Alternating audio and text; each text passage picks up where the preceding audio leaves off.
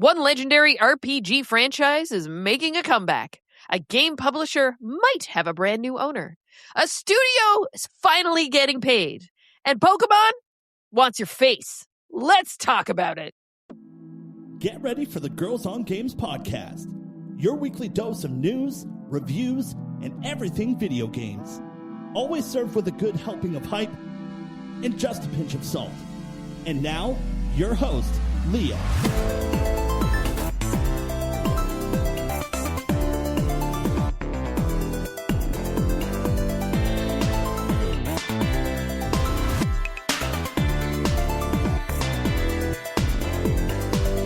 Hello and welcome to another Girls on Games podcast. My name is Leah. I'm the host of this show. This is episode number 549. And joining me around this digital table is Catherine. Hey, Kat. Hello. How are you? I'm good, thanks. We didn't have an episode last week. Summer stuff. Multiple reasons. Summer stuff, whatever. I know I was feeling a little under the weather. But for those of you who are on our Discord, you might already know this. Joelle is not joining us on the podcast this week. She might not for a few weeks, as they had a bit of a traumatic event that happened with her and her partner.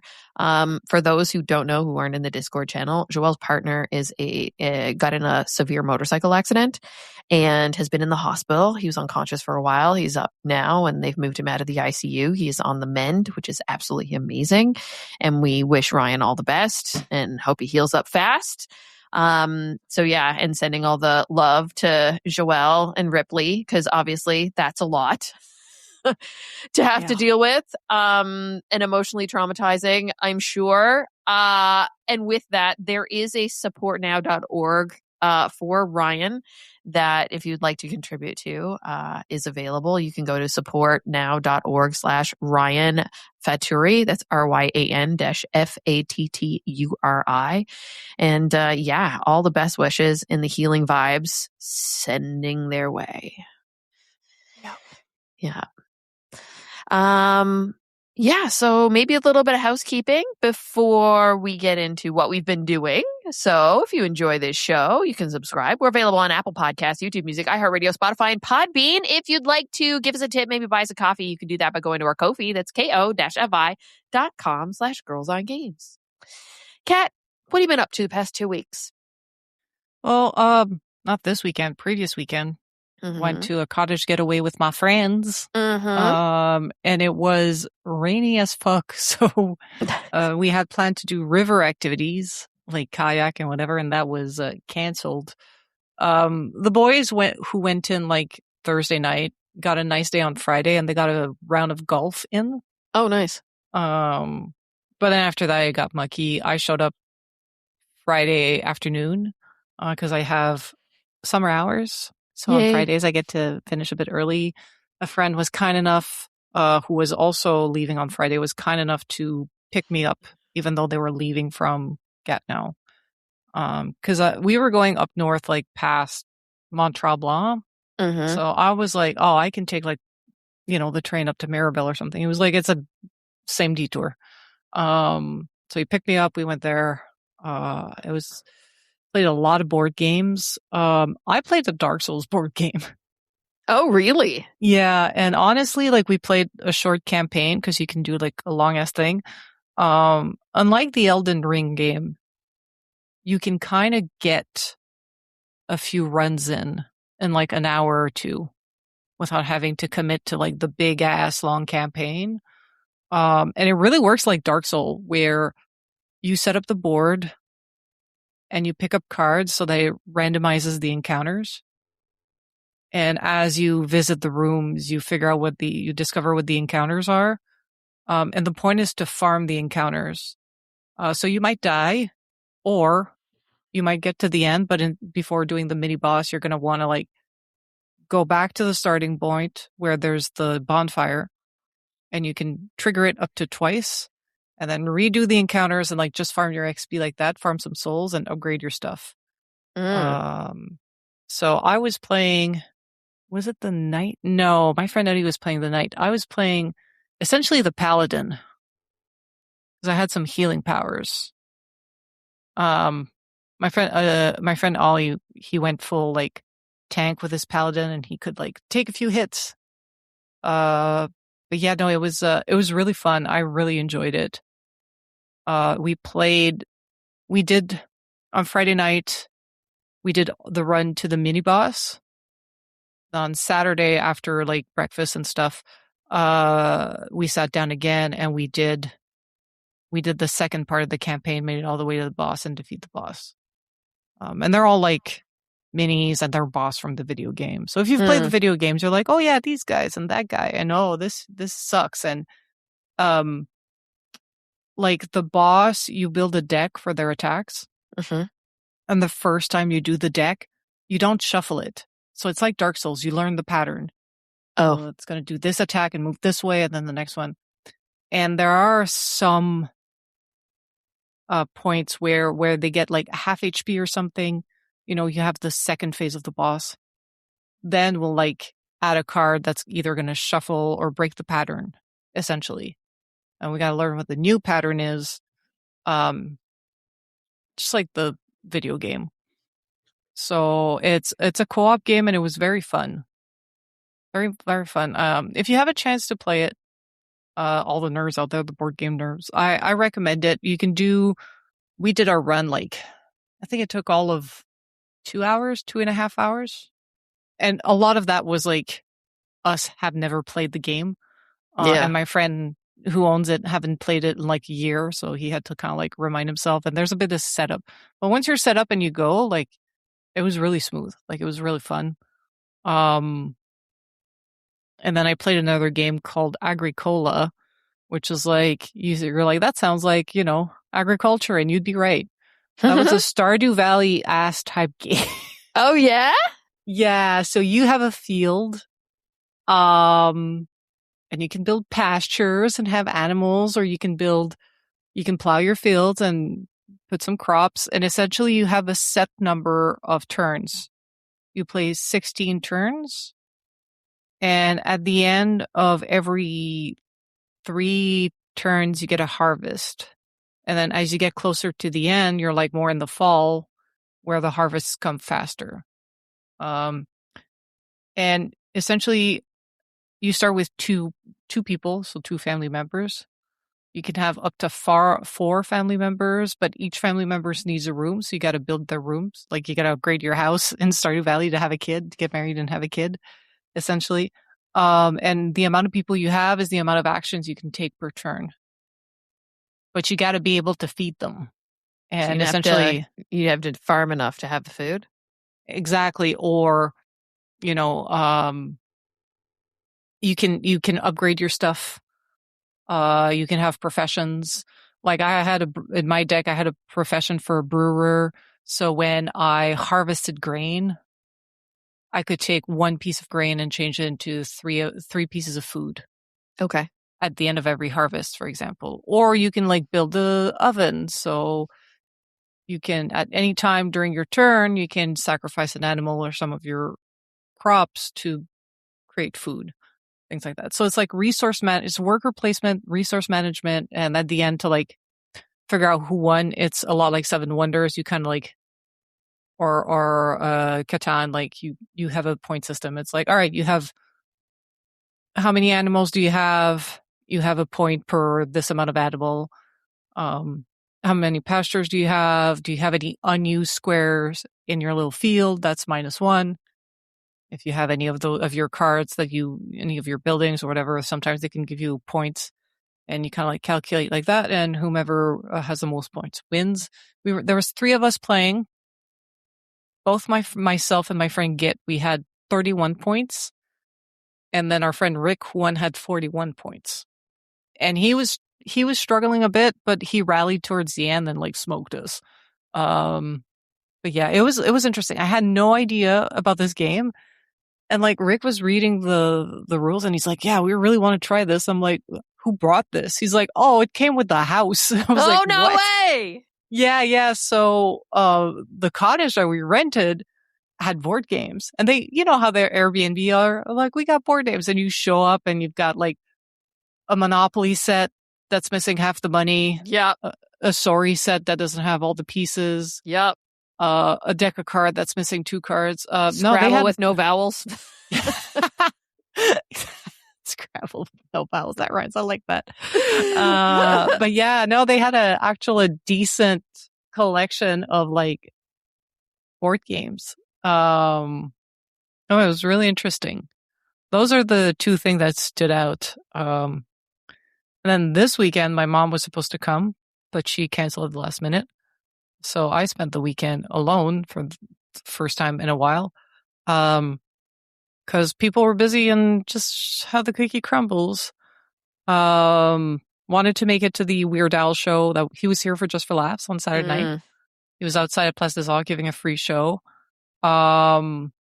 Unfortunately, well, not unfortunately, but I told my brother I would drive them to the airport because he has a large family. So it's better to take his van, put everybody in his van, drive there, and then I drove away with the van and brought it back home. And we're actually quite lucky. There wasn't a lot of traffic, even at the airport itself. That's good. Well, now you got the second airport. Well, now we have the second runway, essentially. Where the one on the South Shore. The one that's in town. Yeah. Yeah, that took a lot of the smaller domestic flights. Yeah. And a lot of the charters, the smaller charters go there now. I think Porter. Yeah. Mind you, I saw some Porter at the main airport there, but yeah. But they also did 2 express drop-off areas. So essentially in those like large parking lots on either side of the airport, they just put some shuttle buses that are there every 5 minutes to pick up people. So if the main terminal is really mobbed, which is often is, essentially one of them, like the one on the eastern side, is essentially near where the employee parking is. And the buses, they kind of like go in the back. They have like back little roads that they can get to the terminal. So you save a lot of the headaches of like the main drop-off area, which is always like a fucking chaotic clusterfuck, which I hate. But you know, he drove himself there, found the spot, then proceeded to offload all of his kids and the luggages. And then once they were all good, and then confirmed, like looked in the car like 3 times, 4 times that they had everything, I just sat in the van and I drove off. I was like, this is the easy part. That's what I'm going to do. And it's just, there was no traffic. I just sang to the radio the entire time. Nice. Got home and I was like, looked at the time and I was like, well, I ain't making it to Weird Al. I hope he comes back. Fuck. Oh, you know he will. Such a bucket list. You haven't seen him yet? No, I thought for sure you've seen him. Oh. No, he came twice for Just for Laugh, and I missed him both times. Oh, darn. Because Just for Laugh is always like end of July. Yeah. It's right before our music festival season starts. Exactly. So, and for us here, it's like high vacation season. So I've missed him. And finally, what I did yesterday, I don't listen to a lot of like Quebec music, but I do enjoy Pierre Lapointe. And before you come to me being like, he's boring, I'm like, he is a very talented singer-songwriter, and he's my go-to guy when I have trouble sleeping. And it's not that his music is boring, but it's very soothing. And he was giving a free show at the Botanical Garden. All you need to do was to pay for access to the Botanical Garden. So the crowd was a lot of like old people because they tend to have like the membership. Right.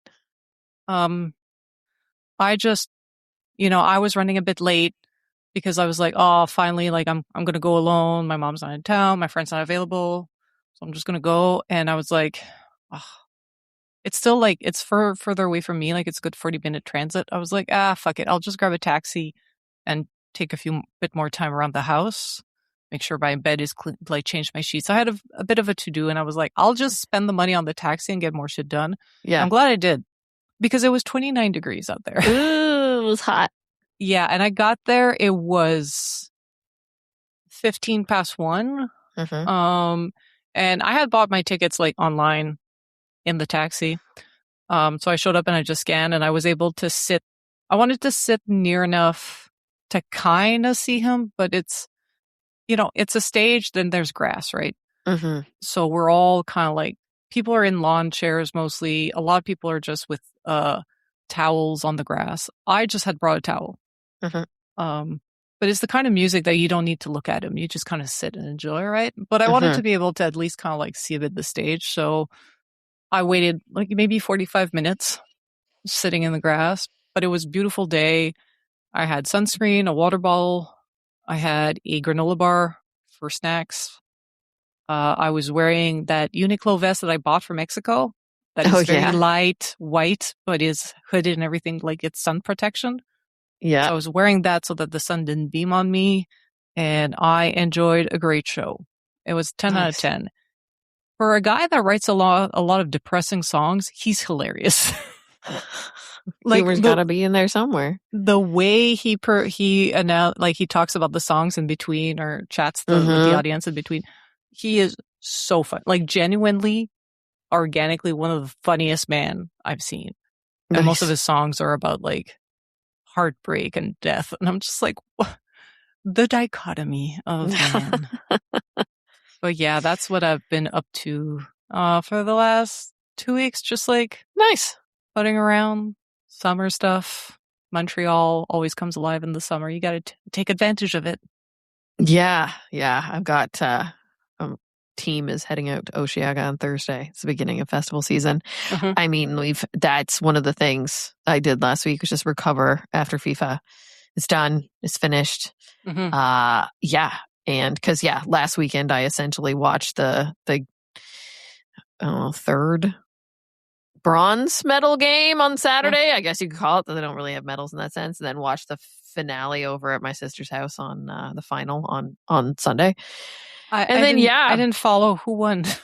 Is it Argentina? Spain won. Yes, over Argentina. Yes. Okay. I was kind of disappointed in Argentina. It wasn't a fun match on their side. Really? Did they bomb?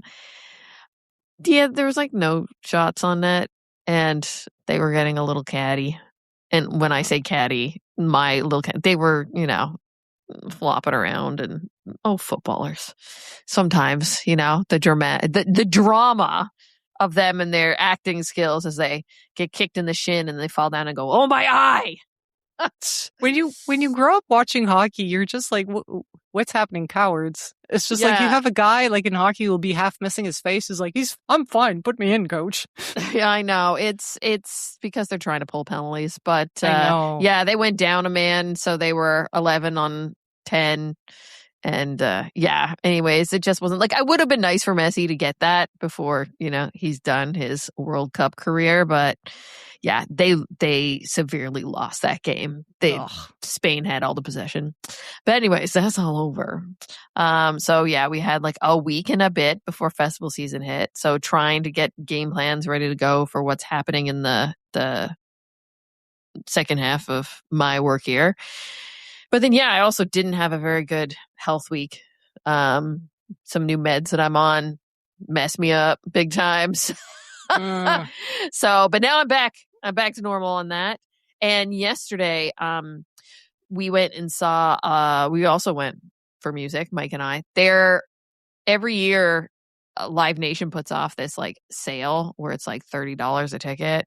Where they have a bunch of stuff and they're usually, it could be anything under the sun, ticket wise, what they're trying to sell. We ended up buying tickets to go see a joint headlining between 311 and Dirty Heads. And Rome opened, as in Rome, who has filled in Sublime before. Then there was a band called Ocean Alley. Kat, I know you like your TikTok and your Instagram. Have you heard the song that is called Confidence? Now, the one that was trending was like a sped up version. She's got confidence, baby. Yeah, that's dun, dun. So anyways, that's them. But like, I didn't realize that was them until they started playing that song. And I was just like, Mike, this is a trending TikTok song. Now, mind you, it's a sped up song, but it's this song. It's so good. Kat, they are so good. You would really like them. They did a cover song. They did a bunch of their own stuff. Yeah, very like, this is all like mellow SoCal music that I went to see at the RBC Amphitheater. Yeah, I've been meaning to look into them.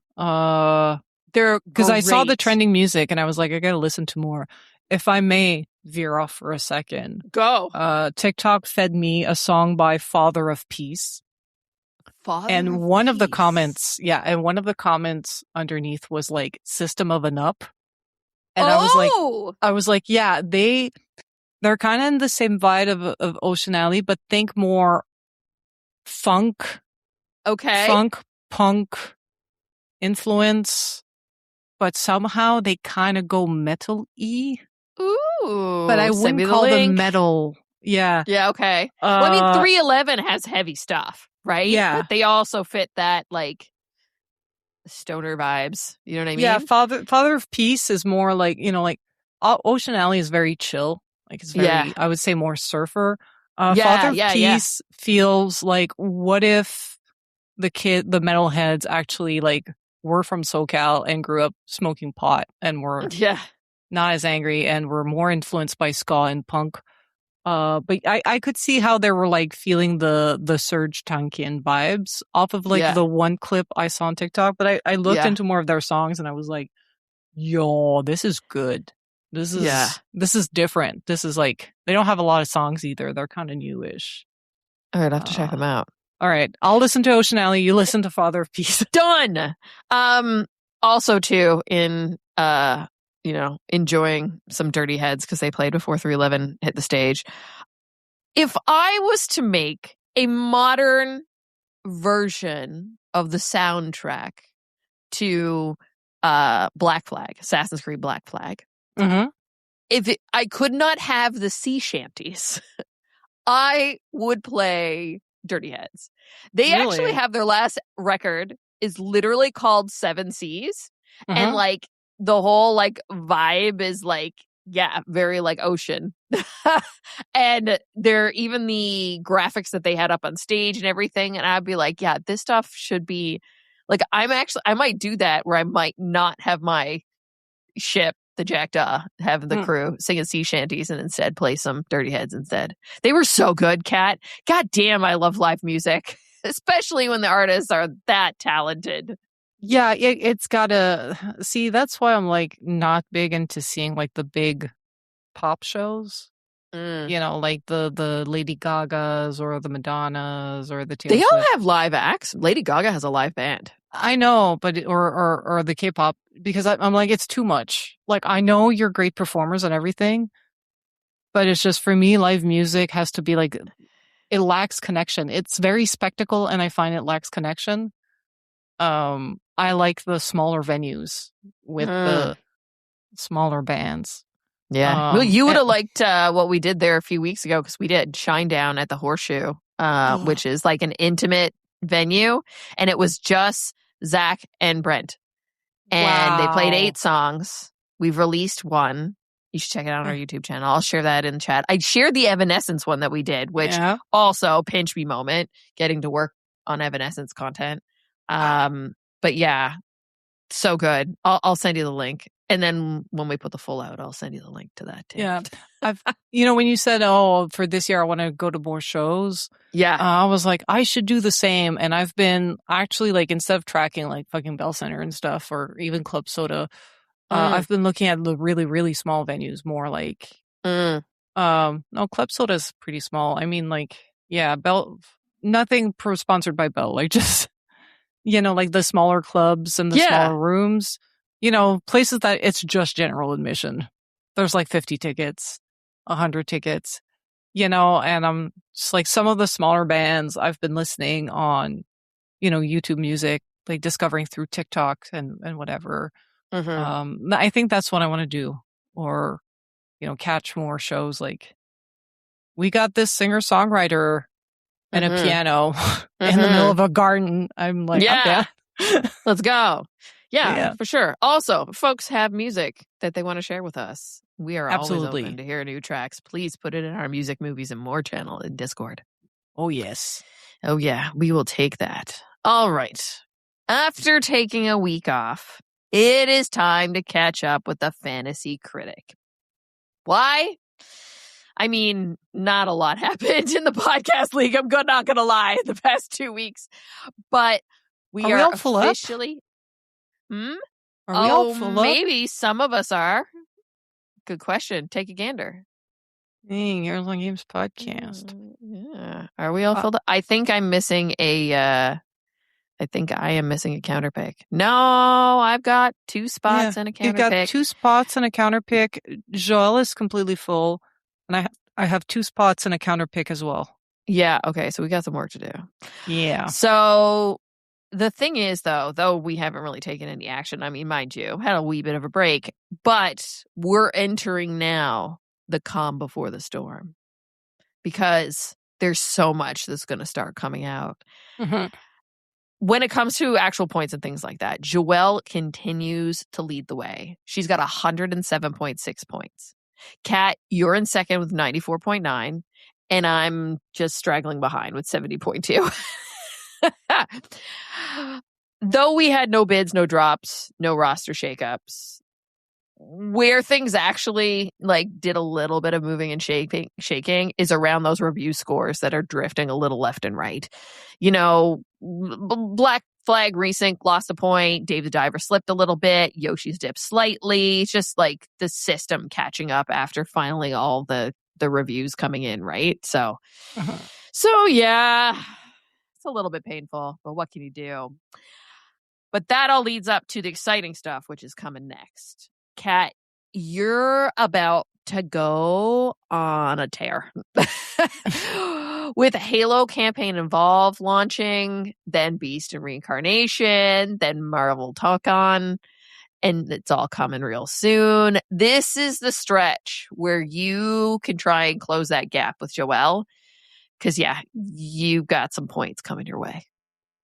I think borderline guaranteed. Yeah. If Hollow Knight Silk Song Sea of Sorrow comes out as well, it's going to mash. Yeah, exactly. I mean, I'm talking about the really close immediate future. That would be, coming in soon afterwards. I'm feeling a little bitter, like you said, I still got some stuff to go and collect, but the Blood of the Dawnwalker is actually kind of looking pretty hot still. So it's one of the most bid on titles. I may get some points here. I don't think it's going to save me, but it's possible. And then we'll just wait and see when Grand Theft Auto launches, if Joelle runs away to the bank. That's going to be a 90-something game. We know it. It's all we can do. We just sit here and twiddle our thumbs. So it's going to be a race to second, though. A Cat, you're probably going to run away with that one too. Community League, things are a little bit more dramatic. Joelle has started pulling away from the pack here. She's jumping up to 112.3 points. It is opening nearly a 20-point lead. Behind her, Phoenix has officially edged past Jessica as of right now by 1/10 of a point. Literally 92.9 to 92.8. It really cannot get any closer. She's tight race. I had a win this week. Thank God. I may have spent a lot of money, but I only have one gain left to fill, and I went and bid $18 on Fields of Midstra because I saw that it was being bet on, and I was just like, fuck it. Let's go. So yeah, I'm sorry, Phoenix. I'm sorry, Ross. Your $9 and $4 bid was just not going to cut it against my $18. I doubled Phoenix's bid. All in. I only got a counter pick left now. So just take the money I got left. What am I going to do with it? It's just going to sit there, right? Oh, I got 3 spots left in this league. I also got to spend some money. Yeah, it's time. Ross. You probably had my favorite fantasy critic moment of the season, because I'm looking through and reading it and I'm like, this just doesn't seem right. You tried to conditionally drop the game Ontos, if I'm pronouncing it right, Ontos, except you didn't own it.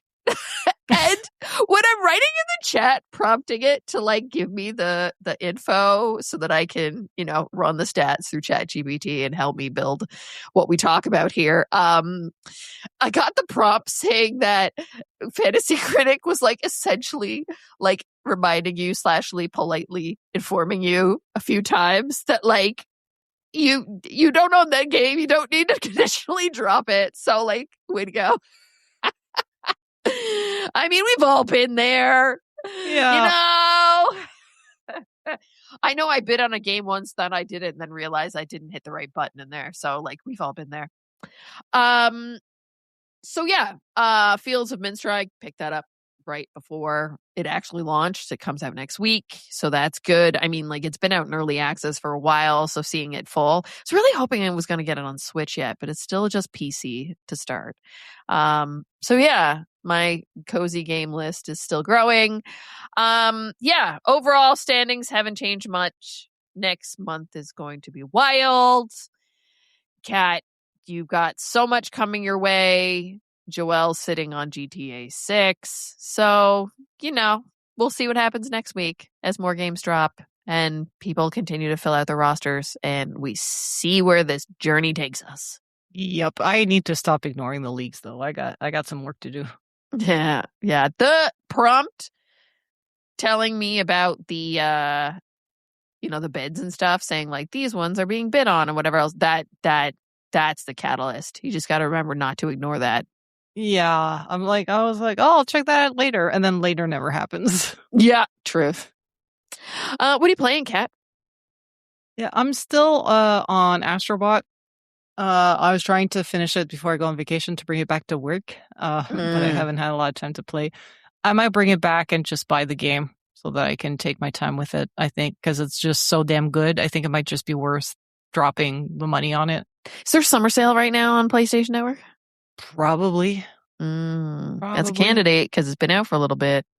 The sale over Christmas wasn't great. That's why I didn't get it, because I was a hater. I was like, I don't see why this game's so good. Now I'm playing it. I'm like, oh, this game is absolutely amazing. Last night I finished the third Galaxy, and the last Galaxy you do that's always based on PlayStation property. Mm-hmm. It was Uncharted, and it was called Dude Raiding. And you're a little Nathan Drake, and you have a little gun that shoots out like plastic, like pool bullets, like ball pit balls. Oh, nice! So you're just doing your gun almost. Yeah, you're like pop, popping the enemies with that. I was like, I'm sure if I played Uncharted, I would be like, I'm delighted as it is because this is funny. Mm-hmm. I'm sure if I had played Uncharted, like I would get all the nods and everything. I found a bunch of little golden eggs and it gave me an achievement. I'm sure you know what that's about. And then I went into the next Galaxy, started that a bit, and then I got a power where you become a metal ball. Okay. So yeah, so you can run over spikes. If there's like in Mario, they're called thwomps. Oh yeah, okay. Those things that come down rocks with a fish that drop on you. Yeah. So that level had some of those thwomp dropping things. Okay. If you're a ball, you kind of like resist them. One of the enemies, they have a vacuum, so you become a ball and you block their vacuum, and their vacuum explodes. That's how you get rid of them. There's little volcanoes that'll shoot you out. It was very, very fun. Very delighted. Other than that, like I was talking about how like I got all these games, or I got this PlayStation 5 because my friend got a PS5 Pro upgrade. And he decided that spending an extra $100 to get the disc drive was not worth it. So he gave me his CD of Diablo 4. Ooh. And he gave me Ratchet and Clank: A Rift Apart. Oh, yeah. And I showed up with it because I'm a good friend. And I was like, thank you for organizing this cottage, which I showed up at last minute. And then I asked you all to drive me because I'm a carless pleb. I showed up with a copy of Black Flag Resynced. Because my friend was like, I'll bring my PS5. And I was like, y'all want to play Black Flag Resynced? They're like, yeah. I was like, cool. And I just went to this free game section at work. And I was like, do I still have quota for this year. And I was like, yep. So I blew my quota on Black Flag Resync. I grabbed a digital code for a friend. Yeah. And then I grabbed that disc and I just gave it to them. And I was like, here, take it and play the game. Once you're done with it, send it to the next person. Yeah. So they were really happy to try it because a lot of them didn't play the original Black Flag. And I was like, it's such a good game. It is a good game. But it's like now you get to have like the new parkour and equipment. And unfortunately, microtransaction. They're not muddy. Exactly. And I'm like, I'm sorry about the microtransaction, but they're 100% aesthetic only. Yeah. There's no pay to win. I just looked at Astrobot for you. It is actively on sale for $52.79. You save 34%. The sale is on until the 30th at 2:59 a.m. EDT. All right, I'll remember to log in and buy it, and I'll bring back the disc tomorrow to work. That way I can take my time with it. Mm-hmm. Savor it. Yeah, and then on Friday, some friends from work was like, "Anybody want to play Peak?" And I was like, "I bought that shit, never played it." Abso-fucking-lutely. If you don't know what Peak is. I'm looking it up now because I feel like I know, but I don't know. It's the new category they call friend slop games, where it's like weird small games you play with your friends. Like Mecha Chameleon.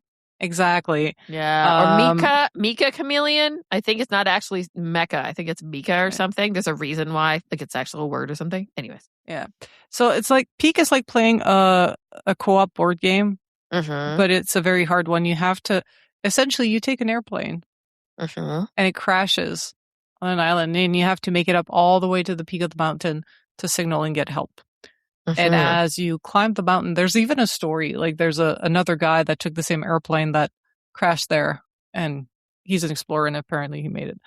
It's the kind of game that you're like, hey, we're doing great until you're not.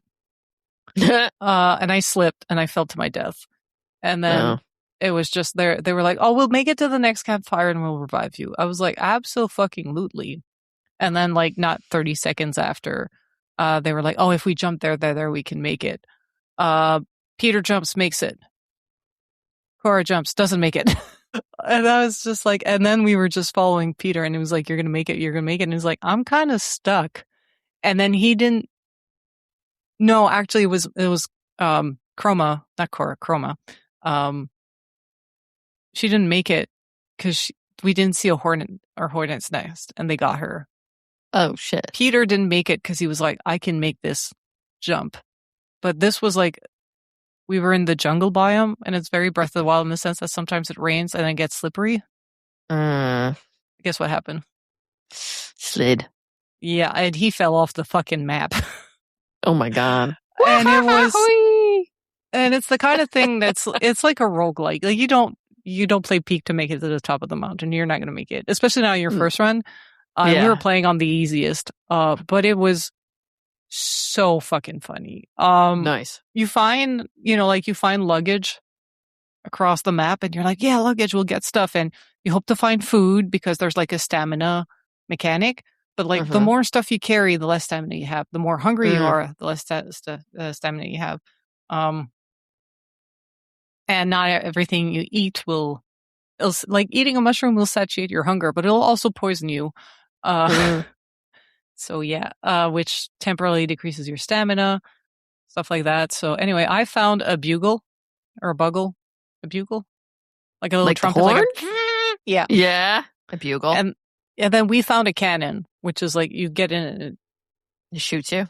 It shoots you, but we were we weren't very familiar with the controllers, and then my friend Peter just kind of dropped it, and we're like, oh, we wasted it. Let's jump into it just to have fun. And every time they like jumped off, I would just use my bugle and be like, at one point I went in and I played the bugle the whole way. I was like yeeting myself. It was hilarious. It's just stupid fun. Like I get it why they call it friend slop. Yeah. And it's not slop in the sense that it's like sloppy or badly made. They aren't the most like refined or polished games. They're often made by very small teams. They're usually game jam games that get polished into like a full release. And Peak is by Aggro Crab and Landfalls. They're known for like these little bespoke games that are pretty cute. And it has like proximity chat, and you got weird emotes. Like they have an emote which is the absolute cinema, and it's just called cinema. And Nice. they know you can make. There's an emote. It's a backflip. If you stay still, you nail the backflip. If you hit any kind of button on your controller, you'll eat it. Oh. Some of the fruits they made to help satiate your hunger is like bananas, but if you then have to be careful with the peel because then you'll slip on it and fall. Of course. And you're trying to, stupid shit like that. And it's just so funny. There's a doll called Bing Bong. If you want to keep Bing Bong all the way, it's a slot in your inventory, which is already very, very small. But Bing Bong, if you squeeze it, it acts like an 8-ball. We'll say, yes, I don't think so. And it's just the stupidest shit. And we tried to keep Bing Bong for as long as possible. Maybe that's why we didn't make it to the top of the mountain. Maybe. But it's the kind of game that like made a lot of waves on social media when it came out. I think it was very popular with streamers because it's easy to, it's like Among Us. The content writes itself. Yeah, it's too funny of a game. There's so many of those, but sometimes you just want to go and be silly and do things that you can't do IRL, and that's perfect reason why to do it. And a game doesn't have to be polished with like this involved system to have fun. Do you know what I mean? They essentially have a bunch of biomes. So the mountain is like procedurally generated, and they have a bunch of biomes they rotate in and out. And every week they have, like, for a while they were working on the game, they were introducing new biomes, but then at one point they were like, all right, game's done, have fun. So now it's just kind of like, it's not, they were like, it's not a live game, like at one point. And it's just on Steam for like I think I paid $10 or $12 Canadian full price. It's the kind of shit that it's just, it's dumb. It's just the kind of party game. It's like when I was at the Chalet, I didn't mention it, but we played Jackbox. And that, again, was stupid fun, especially because I was with the guys I've been hanging out with for, I don't know, the better part of 20 years. And we have the same inside jokes. Yeah. And they kind of permeate into Jackbox. And we were playing this game where you have to, like, a wizard turn you into a frog. And in order to become human again, which I don't know why, man. Frogs don't pay taxes or go to work. Yeah. I was like, I'm fine as a frog. You have to like buy an item. Yeah. And see if you can like gaslight people into thinking it's a magical item. And then you vote on who makes the funniest shit and then who appraises it best and sells it. My first round is I got like an ashtray. A stupid ashtray. And I don't know, it didn't pan out my first time. People were writing more funny thing. And then the second round comes and there's like, oh, we're adding something. You can have a random object. And I was like, I'll pick the random object. And it gave me another ashtray. And I called it was in French, but like if I were to translate it, it would be like, not another fucking ashtray. Like ce n'est pas un pipe kind of thing? Yeah, it's like, un autre crise de cendrier, tabarnak. Like, I paid to have a random object and they gave me like another. And it gave you another. Yeah, charge. And the first ashtray was like crystal and was funny. This one looked like, you know how you would go to a shop and they're like, yeah, it was handmade by an artisan in Africa and it's made in China. Yeah. So I wrote a description being like, your aunt bought this and got had in a fucking gift shop and stuff like that. And then at the end, you had to like package your two objects together. And I was just like, my package was like, it's just 2 fucking ashtrays. Buy it for your smoking. Why your not? Smoking aunt. Anyway, I won. Nice. Because of stupid shit. And then the ashtray and then we played other games. And then you write your name and then somebody was like ashtray. But also like what my friends like to do is like you show up and there's like Alex and Ali, but Ali is Alex and Alex is Ali. Is all, yeah. They exchange their names and stuff like that. Yeah. I'm just like, oh, you idiots. So after playing Peak with people from work, I was like, I gotta play Peak with those guys. I have a feeling it would be a hoot. Oh yeah. Oh yeah. I have spent most of my gaming time continuing to play Moonlight Peaks. I'm a good 40 hours in now. Yeah. I'm still not through my first year. Not gonna lie. Really? Is it because like you're restarting or you just didn't have time to play? No, or? I'm just taking it slow, I guess. There's a lot in this game, a lot to do, a lot to see, a lot to collect.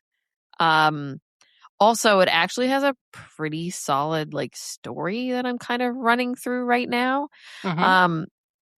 But what's interesting is I can't really figure out what is triggering story moments to happen. If it's like that I've done certain activities, because I'll have a moment where it's just like you have no active quests, and like I'll have it for like a few in-game days. I'm like, Okay. now what? I want the next ability. Like I don't have the ability to go and get gold yet, so that I can level up my tools even further. And I'm like, why? I know what I need to get to do it, but like I need the prompt that will start that. But I'm not sure what causes the prompt. It's not just like you finish this and then you get the next thing or like whatever. I'm just like, yeah, it's interesting. And as you make friends with the villagers, be it you're just interacting with them or you're gifting them things or whatever else, that also prompts more story with the villagers individually, or like joint stories and things like that. And I can't tell what's I'm doing this because it's a progression in the game story versus this is something that I unlocked because I decided to give someone presents and now they're, I'm getting more content from them. But it's a lot of fun if you like the Stardew Valleys and that kind of stuff, especially as we get closer and closer to spooky season because, it's around the corner. Yeah. I was in HomeSense yesterday and all the Halloween stuff is there. It's not even August yet. I know. It's still like fucking 30 degrees outside. Like but at the same time, I thought very seriously about purchasing something with a ghost. So I mean, they know their audience. Clearly. But yeah, if you're looking for a little spook in your life without being too spoopy, and you like the farming sims, and you like a little bit of magic and whimsy and a little goth, do it. Play Moonlight Peaks. You'll have fun. All right. We don't have a game this week because it's harder to play a game when it's just the two of us. We'll get games back when Joelle's back. And we haven't talked about news stories in a while because we've had other things on the brain or a individual news story took out the entire episode. Exactly. So we're going to do some rapid fire news stories because there's been things that have been happening over the last 2 weeks. So Kat, let's take a wee break and then come back and dig into it. All right, we're back. Time to talk some news. Before we get into the news stories that we actually wanted to talk about as we wrangled the notes for the show today, when I finished my workday and got on TikTok and just started mindlessly scrolling, some of the first things I saw were our buddy Steve Vegvari talking about the Xbox system being down today. They were essentially offline last night at 11:10 p.m. Eastern, and they only started restoring stuff like just after 5. They were down for a while. So all of overnight and into today. Yeah. Wow. Yeah. Accounts and profile problems. People weren't being able to sign in to their Xbox profile. They were being disconnected while signed in, had other related problems. The store and subscriptions, you might not see things in there or have access to your stuff. Games and gaming, you might have problems playing your digital games. Apps and mobile were having problems. So yeah, it looks like it's restored now. Yeah, when I went and checked. But this was like right after, apparently on Friday, PlayStation had a similar issue. And I didn't hear anything about that. Now, mind you, I haven't been actively playing any PlayStation games. My PlayStation is still right next to Mike's PC setup. So I'm just waiting for Marvel's Wolverine to pull that out of there. But yeah, on Friday, they had a very similar issue with a majority of the PlayStation Network services getting knocked offline. They're back now, though. Crazy. That sounds like a third party or infrastructure issue. Yeah. We were warned once they go like digital and always online that this kind of shit was going to happen. And lo and behold, Here it we happens. is. Here we is. Not the first time, not the last. Nope. Very true. It's so weird too when things go down and you're just like, well, now what do I do with myself? Especially when some of like the big, like stuff goes down. Like you can't log into Microsoft 365 some wackadoodle reason because Azure's being silly. And you're just like, well, I guess I'm not getting any work done. Yeah, we had an issue at work at one point where it was like the internal infrastructure that wasn't working. So, like internet was down. I was like, oh, if it's the provider, we can still work. They're like, no, it's the internal infrastructure. I was like, so like if I launch my game engine, I ain't connecting to shit. I'm like, nope. I was like, all right, we truly are dead in the water. That's when you go have a coffee break. Exactly. Turns out the AC was off in a room. And the AC had failed in a room with a bunch of like machines that had build machines and stuff. And they had got hot. Yeah, they had to turn off like a lot of those. It's just like sometimes that's all it takes. Yeah. One AC unit in one old ass building from in the middle of a heat wave. And from the 1800s, an old factory decided to turn into office space. Yeah, that or like the classic. Oh, they were doing road work and they hit a gas line, so now they pull the power off for the entire block. Yeah, I've sat dead at work because like Hydra was just like, oh shit, click. Oh wow.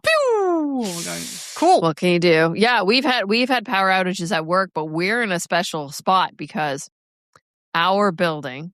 So there's the 299 building that's like where the TV channels and everything are run out of. Then there's the 260 building and the 250 building, and we're like smushed up against each other, like the buildings are connected. 260 doesn't have this, but 250, because we have radio stations and they are an essential service, has a generator. So the power goes out everywhere else except our spot. So everybody comes over to our floor. Being like, you've got light and power and air? What? and Wi-Fi? And Wi-Fi? No, the internet was a little flaky. But I mean, like, the radio station stayed on the air. That's what matters. That's what matters. All right. Kat, you brought 3 stories, and then I've got a follow-up one. Where do you want to start?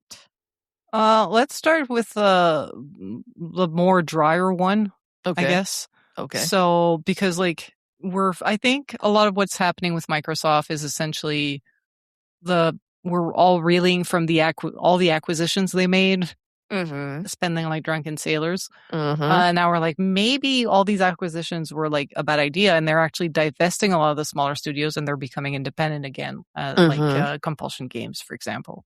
Yeah. Well, the European Union is unfortunately set to approve the acquisition of EA. So it's actually money coming from Saudi Arabia. Oh boy. Yeah, and it's by a private equity firm, Silver Lake, which is also backed by Trump's son-in-law, Jared Kushner. So it's a lot of loaded money.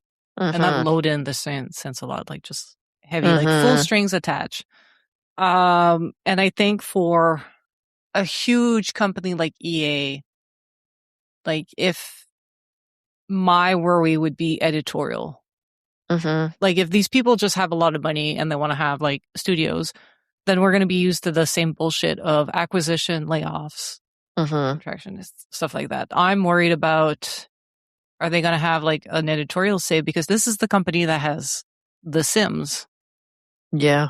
This is the company, like you want to buy EA for like Madden and FIFA, but you also get like The Sims and Dragon Age and Mass Effect. And Unraveled. And a lot of like games about like diversity and overcoming adversity and loving yourself and, and this is from a very conservative country backed by a very conservative American. So yeah. 55 billion US? Yep. Xbox bought Activision Blizzard for $69 billion. Yeah. $5 billion. How is it that this, and now maybe it's because there's just so much chaos going on in the world. How am I only hearing about this now? It was like definitely under the radar. Yeah. And it happened at the same time as like stuff like all the story happening with the people, the makers of Disco Elysium, for example. Oh, Zazum? Yeah. Yeah. And I think it was like put out there. I knew about it because I have, of course, mutuals and friends who work at EA. Well, that's the thing. There are EA studios in Canada. Exactly. And I don't know, like, it feels like $55 billion feels like a low ball for EA.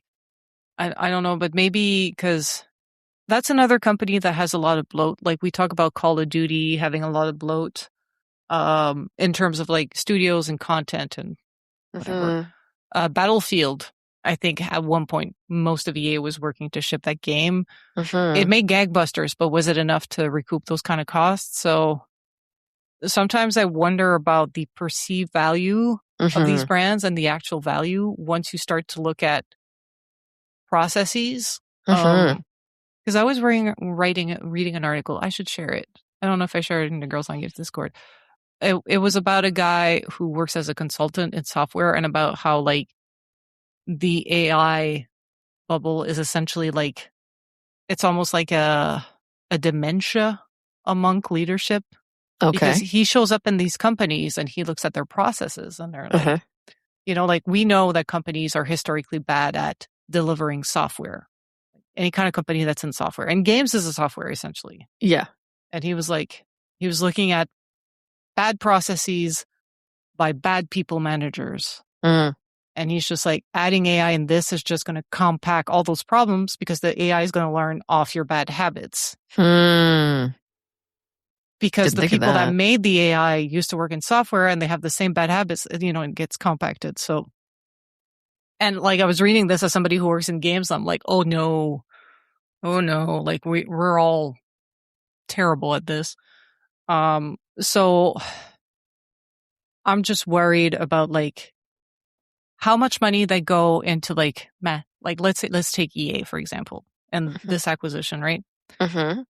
Other than it being Saudi Arabia money and like Trump family money and everything that comes with that, like politically. There's also just the fact that it's like, I feel like EA should be worth more than Activision Blizzard. Mind you, maybe I'm undercutting how much World of Warcraft is worth.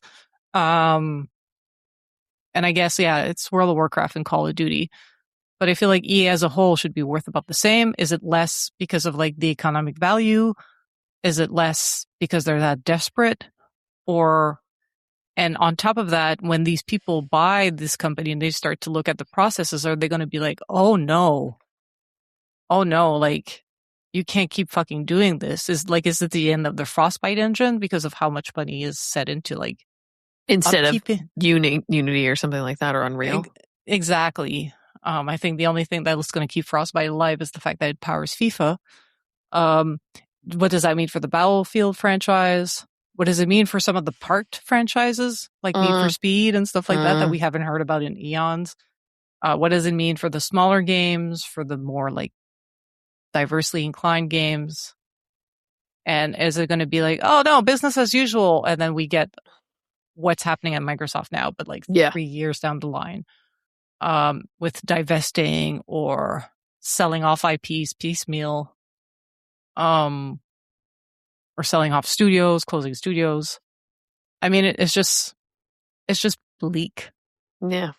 But a lot of people, essentially, when I was talking to people that actually followed this, again, because I work in this industry and I know people that work in Motive in Montreal, they were like, oh, I doubt Europe will accept it.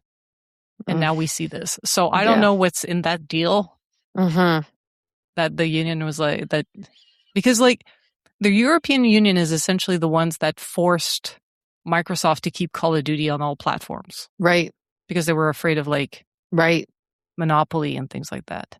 Mm-hmm. I guess because EA is Platform agnostic. Yeah, Yeah. maybe that's why it went faster. Or if Interesting.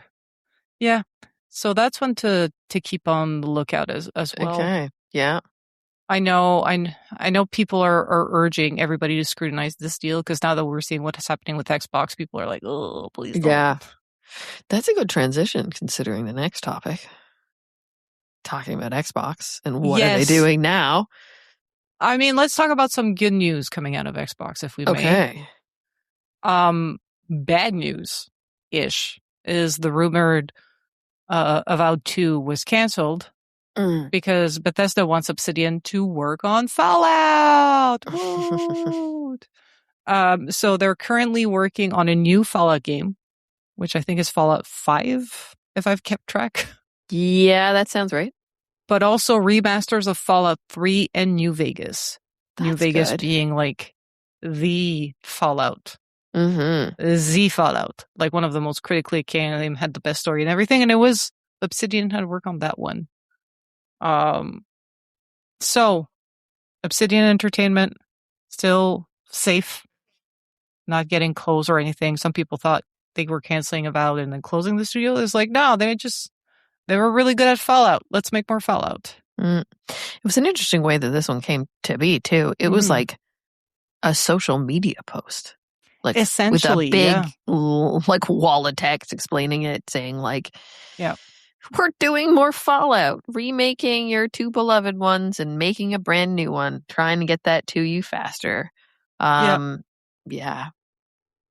But I think these is like this and Elder Scrolls are two of the franchises I think Bethesda should be like focusing on. I'm not saying their smaller games or their other ventures are bad. It's just, sometimes you just got to get a Fallout or Elder Scrolls out of the game, just kind of like how Ubisoft has to get an Assassin's Creed out the door like once in a while. Or, it's like it's their key franchises. And then we haven't heard of Elder Scrolls 6 forever, and they keep reissuing Skyrim. You can play that on your fridge. Yeah, on a fucking calculator at this point. Who would have thunk? So I think they've also confirmed that they have Elder Scrolls is still in the work. Yeah, I think they might have reduced the workforce on Elder Scrolls Online. But yeah, so hopefully this is some good news. Like, I'm sad that we're not getting more Avowed. Yeah, you really enjoyed that game. I really love that game.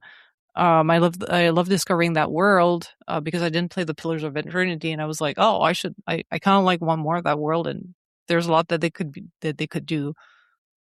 But it's mostly because I like high fantasy. Yeah. I think a lot of people that prefer like Fallout are stoked at this announcement. So we'll take the good news when it comes. Yeah. How about more good news? Yes. This story, you need to prepare the gifts of Captain Holt going vindication or just the confetti. Yeah.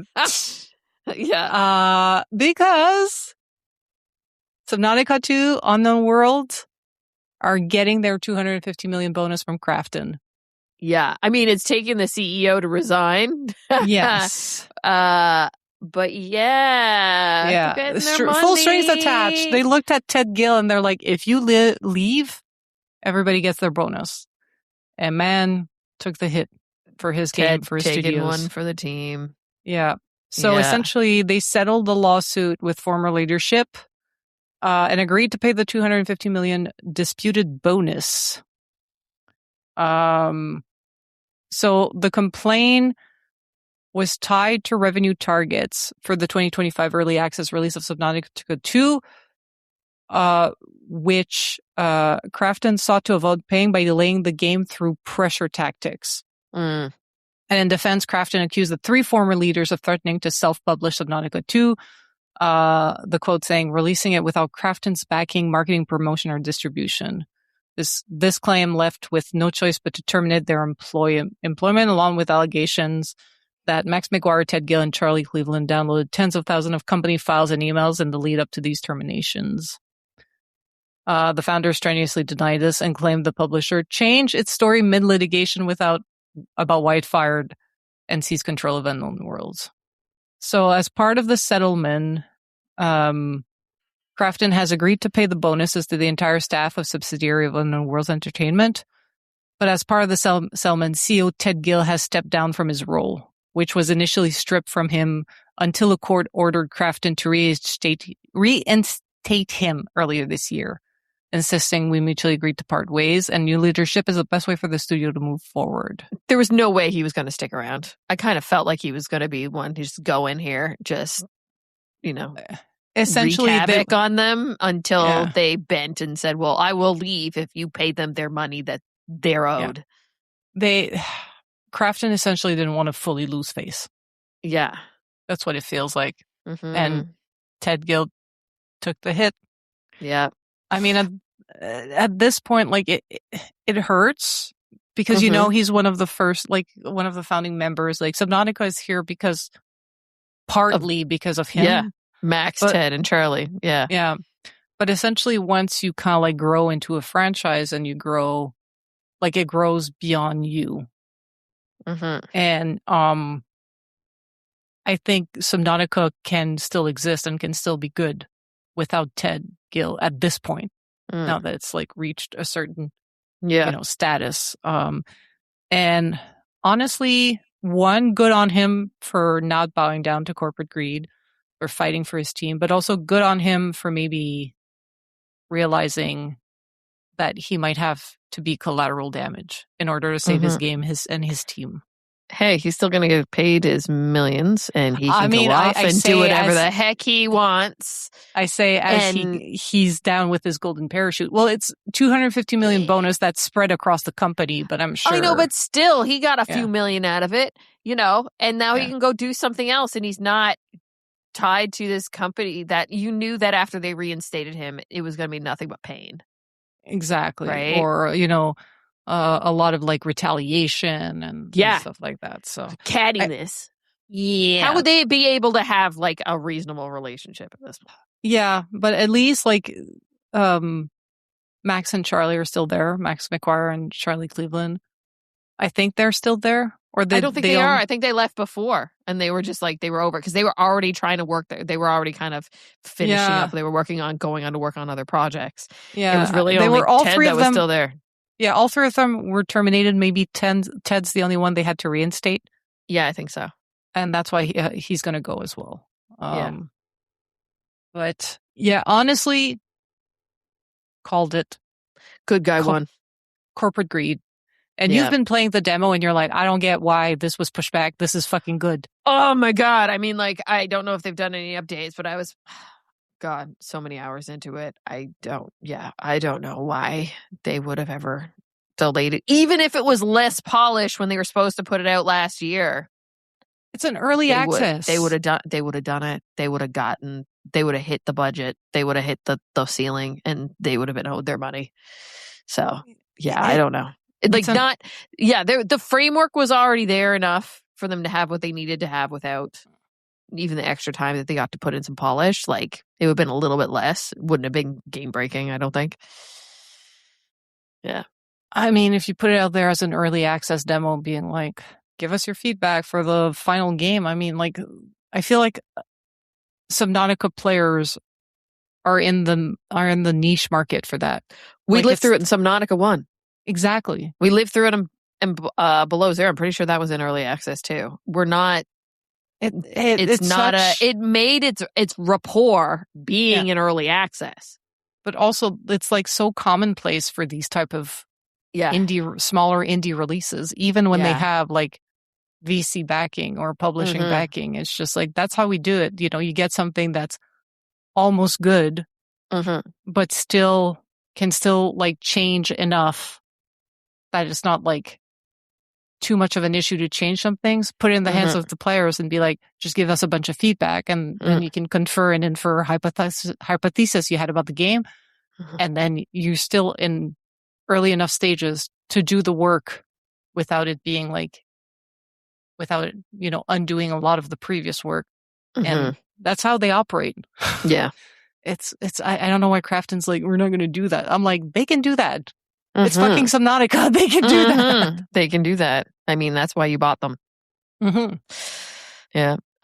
Last story. Mike and I have gotten really into Pokemon cards, TCG lately. Mike's been collecting a lot. I have decided that I'm going to do I think it's called Mushi method, where I make pretty binders and print out things to go with it, and I do it all based on themes. I'm doing nothing but dog Pokemon. Nice. But yeah, I saw this story cross my desk today, and I thought it was pretty interesting because these cards are worth a lot. Okay, I watch these people on YouTube rip packs, see binders coming through at trade events or at cons and whatever, and people looking at it and being like, this crazy amount of value that people have in these cards. They're hot commodities. And the Pokemon Company says now in Japan that they're going to use facial recognition to sell cards. So the story reads from our friends over at Polygon. Earlier this year, the Pokemon Company began requiring customers in Japan to provide government-issued ID before purchasing trading cards at official outlets. The system has not left Japan's shores, but it also does not appear to be a temporary experiment. Most recently, the Pokemon Company announced that 5 pop-up shops in Japan would soon be using facial recognition technologies for customers of elementary school age or older. The company states that facial recognition is meant to ensure customers cannot revisit stores or make additional purchases.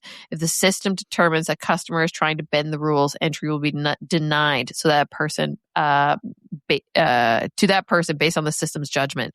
An announcement reads, the new system will be employed for the Japanese release of the Rayquaza-themed Storm Emeralda, which will simultaneously release in Pokemon TCG Pocket.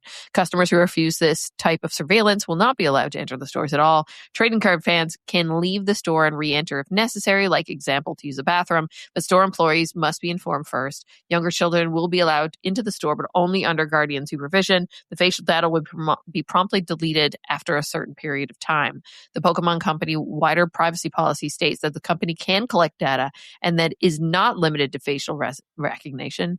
The data includes photographs, audio recordings, digital media, email addresses, school names, occupation, workplaces, driver license numbers, passport numbers, residence registration numbers, and more. The data is used for a number of reasons, from processing payments to delivering market research.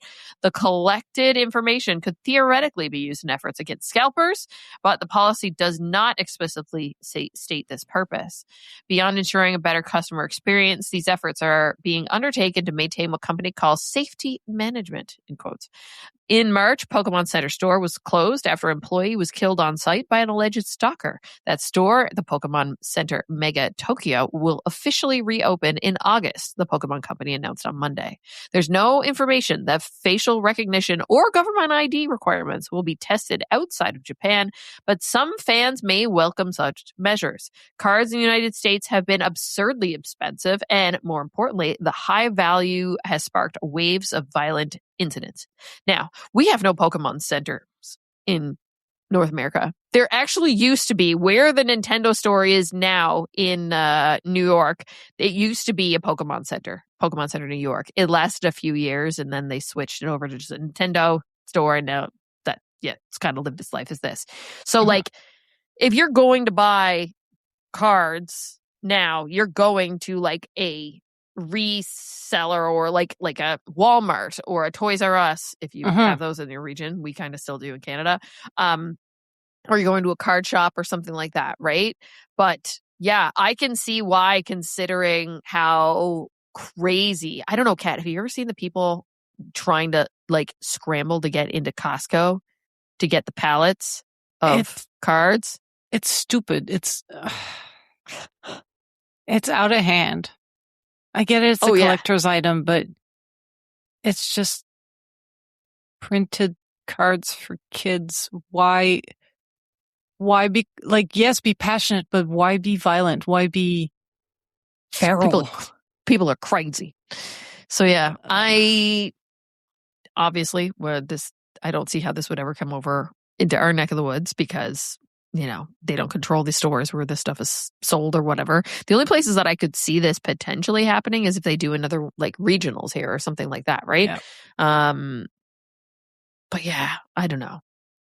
I don't blame them for wanting to protect the folks in the store and to like cut down on scalpers because I can imagine you have the same people like re-entering multiple times and maybe they can only buy 1 box or 2 boxes on their way out. But limiting it because it's crazy what these things are worth. I've definitely gone down a rabbit hole of watching YouTube videos of one, just like the history of it all and how the different like eras kind of go. I don't think that's a technical term.